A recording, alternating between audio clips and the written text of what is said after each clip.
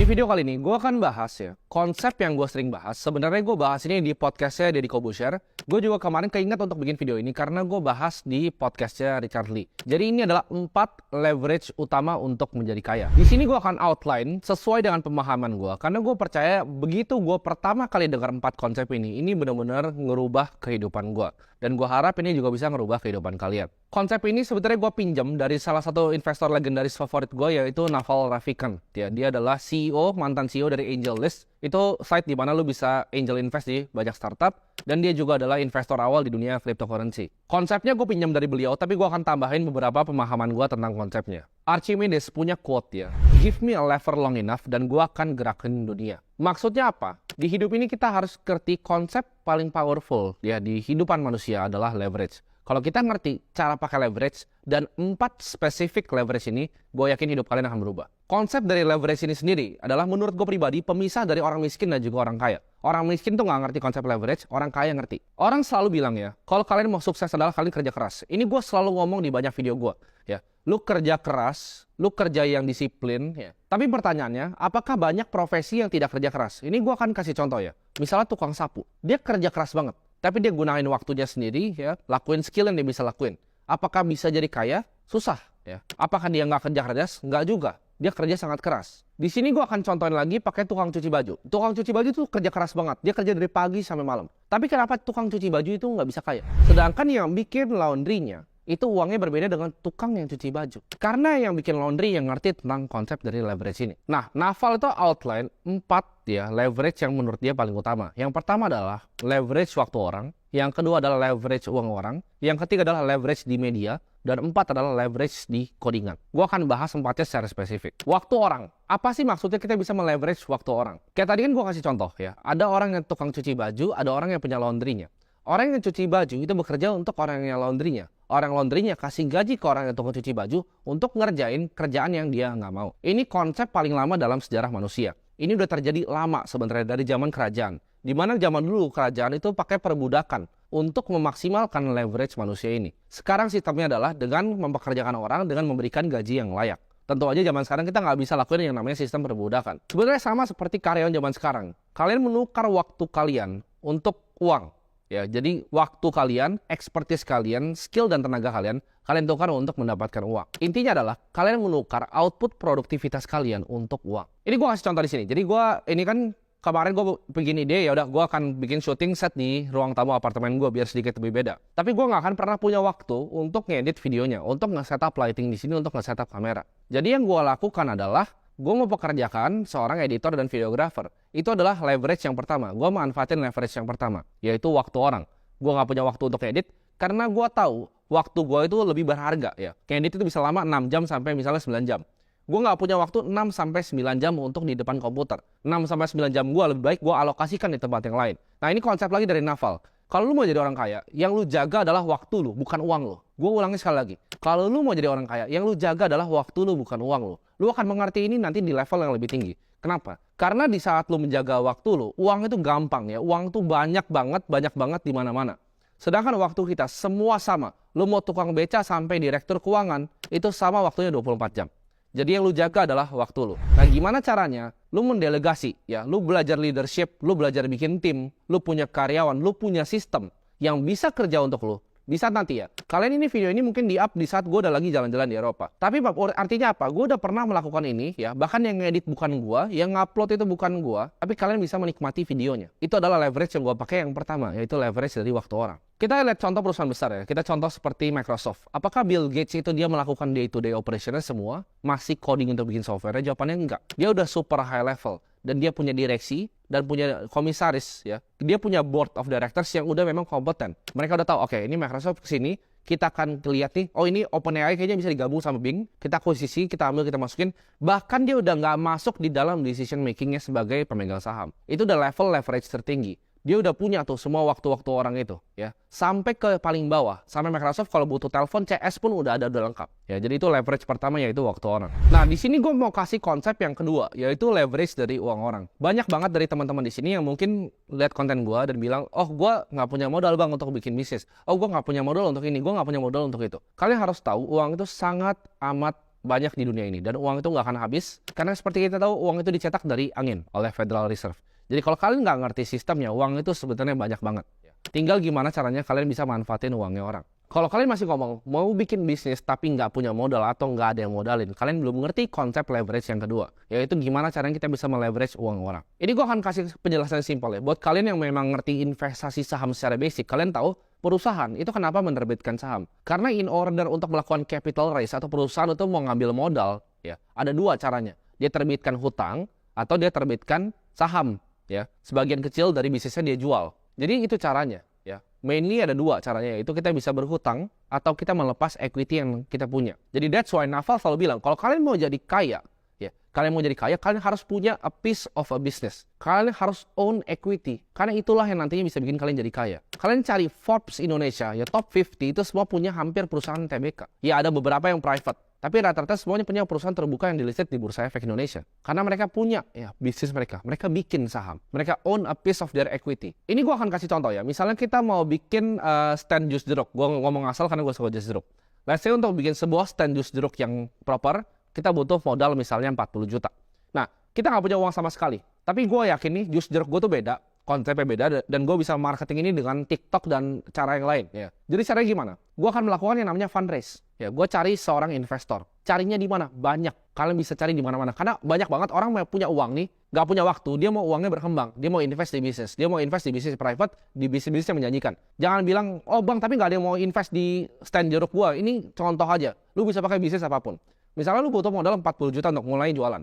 Apa yang lo lakuin? Oh, nggak ada modal terus nggak jadi jualan. Ya, itu orang bego. Dia nggak ngerti leverage kedua. Lu bikin konsep bisnisnya, ya, bikin secara rapih. Nanti kira-kira proyeksi tahun pertama berapa, proyeksi tahun kedua berapa, kira-kira strategi gue ini seperti apa, ya, modal lu dipakai untuk apa aja, secara detail dan rinci. Lalu lu bawa ini ke seorang investor yang mau berinvestasi di bisnis lu. Yang lu lakukan adalah gini, bilang, Pak, saya ini nggak punya uang, tapi saya ini punya skill, ya, saya ngerti banget jeruk luar dalamnya, saya benar-benar ngerti cara jualannya, saya tahu go to market plan-nya apa, saya tahu diferensiasi produknya apa, saya tahu value proposition dari produk saya apa. Dan ini punya kesempatan untuk bisa di-scale jadi banyak franchise nanti misalnya kayak Mishwe atau yang lain. Ya, ini potensinya besar, Pak. Lalu tapi saya nggak punya modal. Dan saya butuh startup capital 40 juta untuk mulai ini. Gimana kalau kita partneran? Jadi saya dalam mayoritas, jadi saya pegang misalnya 50% atau kita bagi dua, Pak. Ya kita saham 50%, 50%. Bapak chip in dengan 40 juta, Bapak dapat 50% saham dari perusahaan saya. Nah itu valuasi perusahaan lu langsung 80 juta. Ya, itu gimana caranya kita bisa manfaatin uang orang walaupun kita belum punya uang, kita bisa bikin bisnis. Jadi kita lepas 50% saham kita kasih ke dia di atas kertas, tanda tangan, dapat 40 juta kita mulai. Begitu sesuai dengan proyeksi kita bagi dividen sesuai kita janjikan ke investornya. Jadi win-win untuk dua-duanya. Dia punya uang nganggur, ya, lu punya skillnya, lu punya namanya sweat equity atau equity keringat. Lu yang kerja keras, dia yang modalin duitnya tapi sahamnya bagi dua. Itu contoh paling sederhana. Lu bisa lakuin ini in multiple different way. Pakai equity, pakai hutang, macam-macam. Orang bilang nggak pernah punya modal, tapi pertanyaan lu punya skill nggak? Sebelum gue kasih tahu caranya tadi, lu punya pikirannya nggak kesana untuk ngerapin bisnis seperti itu? Jawabannya enggak. Terus bilang, oh lu kan punya koneksi, ya carinya gimana? Orang tua gue nggak ada koneksi, iya gampang. Ya, gampang banget. Lu tinggal fokus aja, ya, kerjain memang kalau memang produk lu bagus, gue yakin, gue pun yang danain. Lu DM aja gue di Instagram. Lu bilang, gue ada ide bisnis nih, kita bakal bagi dua sahamnya, gue butuh modal 100 juta, kronik ini, lu DM gue aja. Jangan salah, gue juga banyak nge-funding bisnis-bisnis yang bahkan pre-revenue. Ya, gue banyak angel invest, apalagi di industri Web3. Kalian punya ide yang bagus, DM gue, itu gue bakal happily untuk invest di kalian. Mau tiket saya 100 juta, 1 miliar pun gue berani invest. Kalau kalian perhatiin, banyak banget ya konglo-konglo yang dibuild dari leverage kedua ini, yaitu leverage uang orang. Kita contoh ya, perusahaan yang lain. Ini kan tadi jus jeruk. Contohnya misalnya perusahaan asset management company, ya. Gue punya skillnya, ya. Gue pun nggak punya duitnya, gue punya skillnya sebagai manajer investasi. Gue punya perusahaannya, gue punya sertifikasinya. Oke, lu mau nggak titip duit dari gue? Gue yang investasikan secara fiduciary di saham-saham yang gue pilih. Dan kalau misalnya memang ini kan, gue nggak bisa janjiin ya returnnya, tapi gue akan minta 2% dari total aset lo sebagai management fee untuk gue kelola uang lo. Nah itu apakah bukan leverage kedua? MI itu nggak pakai duit dia sendiri loh, dia pakai duit orang, triliunan. Dia ambil duit orang nih 100 miliar, 100 miliar, atau yang kecil 5M, 1M, 10 juta, 100 juta. Totalnya misalnya dari 5 triliun, dia ambil 2% setiap tahunnya. Regardless of mau naik turun, mau juker balik ke kiri ke kanan, dia dapat 2%. Itu adalah leverage dari kedua, yaitu uang orang. Makanya orang-orang yang di dunia finance yang ngerti nih capital structure leverage uang orang ini, bahkan private equity, gimana sih, apa sih caranya, gimana kita bisa leverage buyout sebuah bisnis? cara bikin LBO model di Excel tuh gimana caranya sih? Itu kalian pelajarin dan kalian akan amazed on gimana caranya kita bisa ngatur capital structure di dunia ini. Kita mau lihat Warren Buffett, orang kaya dari tahun 1900 ya, JP Morgan, itu semua advanced capital allocator. Bahkan dia yang funding, oh Tesla mau bikin ini, Tesla pun datang ke dia, Nikola Tesla. Ya dia dicoba bikin yang towernya itu akhirnya diruntuhin, nggak mau di-funding lagi. Itu semua capital allocator uangnya. Oke, kita udah bahas leverage pertama dan kedua. Itu mungkin cukup straightforward, itu waktu orang dan uang orang. Nah, lo kan bingung, kenapa gue jawabannya media? Sama. Jadi kalau kalian tanya, ngapain sih sebenarnya gue bikin kayak gini? Agenda gue tuh sebenarnya apa sih di belakang ini? Gue itu dulu orang yang nggak pernah pengen muncul di sosial media sama sekali. Sama sekali loh. Gue sama sekali nggak mau muncul. Sampai gue ngeliat, itu tiba-tiba ada Kylie Jenner jadi orang billionaire termuda di dunia. Gue pikir anjrit, ini orang bikin lipstick jualan pakai sosial media. Gue lihat lagi ini berkali-kali ya. Ini berkali-kali. Gue lihat The Rock. The Rock itu bikin tequila laku banget. Gue lihat lagi Mr. Beast bikin Beast Burger laku banget. Gue lihat lagi sekarang nih yang paling baru, Jake Paul. Dia belajar boxing mati-matian. Dia akhirnya bikin kayak sports show dan itu lakunya luar biasa. Itu semua thanks to apa? Leverage ketiga, media. Media itu salah satu industri ya, di mana marketingnya dan produknya itu sama. Mungkin kalian bingung, maksudnya apa? Kalau kita lihat ya, ini yang gue lakuin ini ke kalian bikin konten ini. Ini adalah produknya ya, konten yang kalian terima ini. Dan ini adalah marketing channelnya juga ke kalian. Jadi marketing sama produknya nempel, satu-satunya di dunia adalah media. Kalian lihat, orang Kongolo di Indo rata-rata itu dua, dari media atau dari retail. Lu tracking aja semuanya. Dari grupnya SCTV yang jadi MTech, lu lihat yang lain kayak misalnya dari Charul Tanjung, grupnya Trans, lu bisa lihat yang grupnya Salim, ya, Indosiar segala macam. Itu banyak banget dari media. Kenapa? Karena dulu media itu pipeline-nya tuh cuman misalnya 12 perusahaan nih, 12 Kongolo, iklan tuh ke 12 ini. Sekarang pipeline ini kesebar karena YouTube. Mungkin banyak kalian lebih pengen nonton gua di YouTube dibanding nonton TV sekarang. Karena kenapa? Pipeline-nya dibuka sama digitalisasi. Nah, dengan pipeline dibuka ini, kita punya akses ke media yang sama dengan Kongolo-Kongolo ini punya. Jadi orang yang bisa master media, itu pasti akan uangnya sangat banyak. Karena leverage-nya itu berkali-kali lipat. Satu, itu marketingnya satu, produknya satu. Yang gua lihat lagi dari media apa? Gua bikin YouTube ini sekali. Ya, gua sekarang ini mungkin ya, gua lagi di Swiss. Kalian bisa nonton ini, kalian bisa ulang-ulang, kalian bisa kasih ke teman kalian, bisa nonton besoknya lagi, bisa download lagi. Gua bikinnya cuma sekali, tapi yang nonton bisa ratusan ribu orang. Gua nggak harus datang, kumpulin kalian semua ini di apart gua di sini, 100.000 orang, nggak perlu. Cukup dari sini gua bisa ngajarin semua kalian. Ini adalah kemampuan leverage dari media. Lalu, apa sih leverage keempat? Leverage keempat atau leverage yang terakhir adalah code atau codingan, programming. Maksudnya apa? Kalau lu bisa combine 4-4 ini, lu akan jadi perusahaan yang super duper besar. Gua kasih contoh Airbnb. Kalau misalnya lu level 1 ya. Lu level 1 adalah lu punya kos-kosan. Misalnya level 1 sama level 2 gua gabungin ya. Lu punya kos-kosan nih. Kos-kosan lu pakai leverage capital orang. Lu KPR kos-kosannya ya. Jadi lu DP misalnya 15%, 20%, kos-kosannya lu mau tutup cicilannya pakai uang sewa. Itu lu leverage pakai leverage yang kedua, uang orang.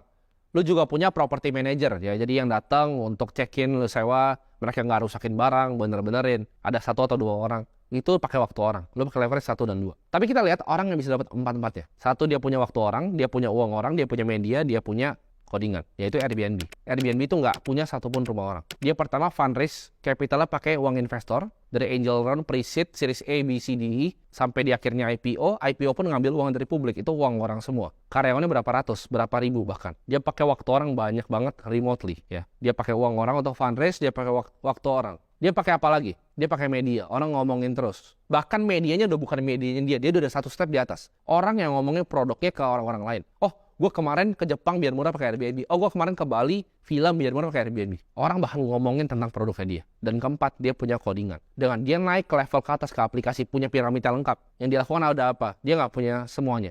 Dia nggak punya rumah. Dia nggak pernah punya villa. Tapi dia paling banyak villanya. Villa orang yang dia pakai, orang yang listing sendiri, orang yang ngomong sama orangnya sendiri, orang yang bayar sendiri. Dan dia ambil komisi semuanya. Lu mau lihat Uber?